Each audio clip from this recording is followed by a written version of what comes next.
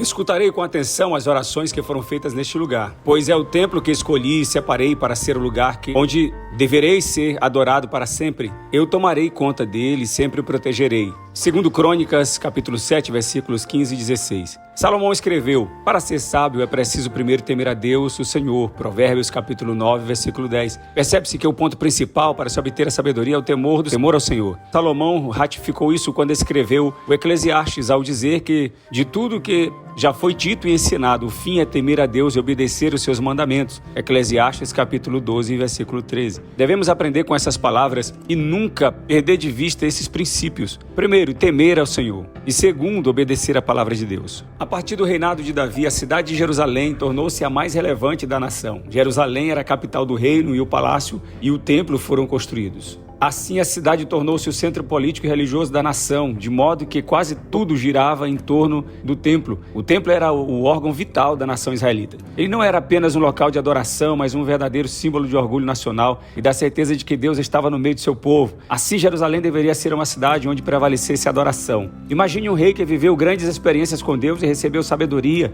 riquezas e honra dele. Imagine um rei que construiu não só a maior e mais luxuoso templo da história de Israel, como também o maior palácio real. Salomão foi um rei de sucesso, porém, mesmo assim, decidiu desobedecer a Deus, ao Senhor, casar-se com muitas mulheres, erguer altares a outros deuses e curvar-se a eles. Vamos aprender com a história do rei Salomão? Número 1. Quem foi Salomão? Salomão foi o filho de Davi e Betseba, escolhido por Deus para suceder seu pai como rei de Israel. Seu reinado foi caracterizado por um longo período de paz. No início de seu reinado, Salomão ofereceu sacrifícios a Deus e teve um sonho onde o Senhor lhe perguntou o que ele desejava. Salomão pediu sabedoria para governar com justiça e discernir entre o bem e o mal. Deus ficou tão satisfeito com o pedido que também lhe concedeu riquezas e honras. Salomão era conhecido por sua sabedoria e muitas pessoas vinham de reinos vizinhos para ouvi-lo e aprender com ele. Ele escreveu livros que estão na Bíblia, como Provérbios, Eclesiastes, Cantares e alguns Salmos. Além disso, Salomão expandiu seu reino por meio de alianças políticas pacíficas e dominou várias nações que pagavam impostos a ele. Sua condição econômica favorável permitiu a construção de um palácio luxuoso, conhecido por impressionar os visitantes de todos os detalhes. Salomão reinou por 40 anos e durante esse tempo acumulou grandes riquezas através do comércio e tributos. Sua sabedoria e riqueza são discutidas nos primeiros capítulos de 1 Reis. Número 2. A realização de um grande projeto. Davi tinha o desejo de construir um templo para adoração ao Senhor, a Deus em Jerusalém, mas Deus impediu que ele o fizesse por ser um guerreiro e com as mãos manchadas de sangue. No entanto, Davi organizou o projeto e preparou todos os materiais e recursos necessários, repassando todas as instruções para seu filho Salomão. Salomão, no 4º ano do seu reinado, começou a construção do templo. Ele se empenhou na obra, prezando pela excelência e caprichando em cada detalhe. O templo foi construído de acordo com os padrões estabelecidos e com os materiais de alta qualidade. Vários utensílios foram feitos de ouro. A construção do templo durou 7 anos devido à sua magnitude e complexidade. Após a construção, Salomão levou a Arca da Aliança para o templo e a colocou no lugar santíssimo. Em seguida, ele inaugurou o templo, ofereceu sacrifícios e orou ao Senhor. Nesse momento, o fogo desceu do céu e queimou a oferta, e a glória do Senhor encheu todo o templo. Os israelitas se prostraram e adoraram a Deus. No Antigo Testamento, o templo era visto como um símbolo importante por vários motivos. Era um local de autoridade religiosa, onde a adoração correta era centralizada. Também representava a santidade de Deus e seu concerto com Israel. Além disso, lembrava às pessoas a seriedade do pecado e a necessidade do perdão.